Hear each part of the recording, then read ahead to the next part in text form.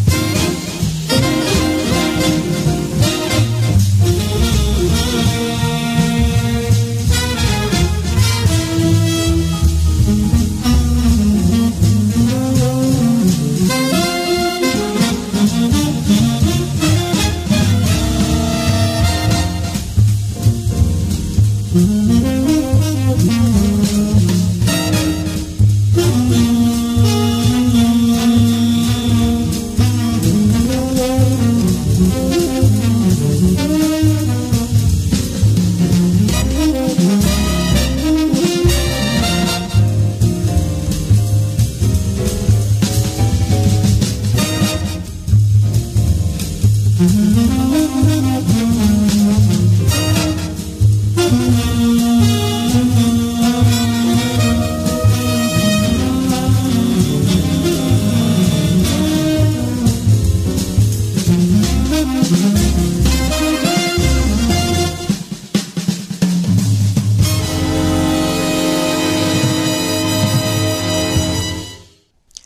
right. I Have a Bad Feeling About This by David White.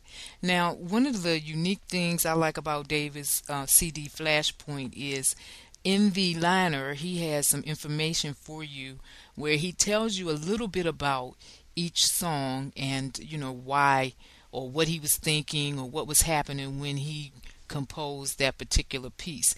And for I Have a Bad Feeling About This, David writes, right after college, I had the misfortune of working as a public school teacher in the Bronx. I wrote this composition to give voice to the apprehension I felt in that situation. So that's where he was coming from when he wrote that particular piece, but I really like it. It swings. Okay, I got the go-ahead that David is ready, so we're going to see if we can get him on the line so we can chat with him just a bit. Hello? Hello, Mr. White. Yes. How are you this evening? This is Diana Broomfield calling. I'm great. How are you doing? Are you able to hear me? Oh, I can hear you fine. Okay. I appreciate you taking the time to come and spend some time with us. I know you're very busy. On your way back from a gig, I think, right? I am. I just got back a few minutes ago from Albany, New York. We were playing a gig with Rob Morat, who's an R&B singer who's gaining some attention. And just got back in the city a few minutes ago. And so I'm glad that you're able to have me on. Oh, I'm just pleased to be able to have you on because we really like your music. Now, oh, thank you. I just finished playing I Have a Bad Feeling About This, and I was explaining that, and I read your little blurb that you put in your liner before each song to talk about what you were thinking when you composed that particular song. Now, right. This one you wrote because you were apprehensive about working at a school? Yes. When I graduated from Purchase, I decided to be, I don't know if they have a program similar in Washington, but in New York and also in Chicago, they have what's called the Teaching Fellows, and it's for people who are from different walks of life and different areas of expertise, and they come and they work as public school teachers while they earn a teaching degree. So even though I had not gone to school for music teaching, I was a musician, and they felt that I could help their program. And they put you in very, very high-need schools where they feel you have the most impact. And the school that I was in was it wasn't really in very good shape, and it was sort of bad conditions there. And at that time in my life, I was fresh out of college and full of idealism and that sort of thing, and stepping off of a college campus and into an inner city school in the Bronx was a little bit of a culture shock. So wrote a song about it. I said, I don't know how I feel about this. This isn't the same as I'm used to. This is a little different. I have a bad feeling about this. So turned that into a song. Wow, that's amazing. Okay, well, I was going through your bio, and you've been doing music pretty much all your life, since you started about 11? Yes, I started very young. My grandfather played guitar, and that was what first got my interest when I was a very, very young kid. And then as soon as we had music classes in school, I signed up for them. They started all the kids out on recorder. I don't know if they still do that today. But back then, they started all the kids out on recorder, regardless of whether or not you want to take music. And then after that, you can continue on. But, even on that little plastic recorder when I was in 5th grade, I just loved it. I just loved being able to play, songs and other kids were like, what is this? I don't want to. But I really enjoyed that. And then the next year, I went ahead and I signed up for band. And I started out on trumpet originally. And my teacher, this is when I was in 6th grade, her name was Miss Grabowski, and she said, David, you can stay on the trumpet if you like, but I think if you switch over to the trombone, you can go really far with it. So, I listened to her advice and I switched over, and that's how I first started playing trombone when I was a young kid growing up. Mm. And you've stuck with it all this time. I stuck with it all this time. I had a lot of people encouraging me, not only in my family, but the school band was a very good program. People in the community, at church and things, and they just, they always encouraged me. And, when I was, growing up in Buffalo, people would see this kid walking with a trombone case, and people would shout out, "Hey, you're going to play for the Buffalo Philharmonic." I used to hear that all the time. Really? Yeah. Okay, but you did end up playing with someone. Mm-hmm. What was the name of? I was trying to find it really quick. I was so entranced in what you were saying. Macy Favor? Were you thinking of Macy Favor at the College Musicians Club? Yes. Okay. And that was when I first started high school. There's for people who don't know, it's actually been designated as a New York State historical landmark, but it's called the Colored Musicians Club, and it at one time it's opened, I believe, in the 20s, and at that time it was not only the musicians union. Back then, the musicians union was segregated, so the colored musicians, as we were called back then, had their union, and that was our union hall. Mm-hmm. But it was also a jazz club, so it was a club as in, a club of musicians and a venue. And all sorts of people came through there. Dizzy Gillespie, Billie Holiday, all sorts of people. If you were a musician traveling and you found yourself in Buffalo, there was a good chance you were going to play there. Mm-hmm. And, that died down, in later years. But when I was growing up, they had big bands there pretty much every night of the week. And, being an ambitious young man, I found my way up there and sort of started, at first, I would just show up with my horn, and, no one invited me. And mm-hmm. So eventually they got a hint, hey, I think this kid might want to play. But so eventually I got a shot, and one of the bands that let me play with them, and eventually the man who turned out to be really my mentor at that stage was Macy Favor, and he had a big band that played there and all over Buffalo. And that was just a really great experience as a teenager. In addition to what I was doing in the school band, I had this real-world experience that I could draw on, with musicians many years older than me. So that was really an invaluable part of my upbringing. I am sure. That sounds fascinating. So tell us, when you played there, tell us some of the people who you actually played with. I played, Macy Favor was one, another gentleman, an alto saxophonist by the name of Carl McLaughlin, mm-hmm. Who some people might have heard of him. He was in the very first ska band. Mm-hmm. He's a gentleman from Jamaica, and he was in the first ska band ever. Also, an alto saxophonist named Art Anderson. A drummer, a great drummer, who's still playing, Larry Owens. Mm-hmm. Trumpet players by the name of Stanley Day. There were just a lot of great guys down there, and they would just come down there, we'd rehearse once a week, which is good that I started to get that discipline of having a regular rehearsal. And we played all over Buffalo and weddings and outdoor events and things. And that was great coming up. Wow. Okay, well, I did put the word out that you were given a free download to anybody who participated in the chat room. And I've had a few people in and out of the chat room all night, so I will have some email addresses to share with you later on, so you can go ahead that's great. Make those downloads happen. But getting back to your CD, Flashpoint. Now, I know this is a tough question because all of these songs are like your babies.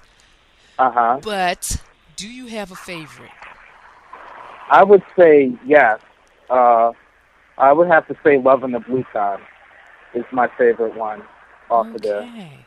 Love in the Blue Time. Now, this is what David wrote for the preamble for this one. I wrote this piece while reading a book of the same name by Pakistan-British author Hanif, and you help me with the last name, please. Qureshi. Qureshi's work explores themes of intimacy and isolation in the modern world. My composition is a musical response to his ideas. So if you don't mind, David, I'm going to go ahead and play that piece right now. Oh, that would be great. Okay.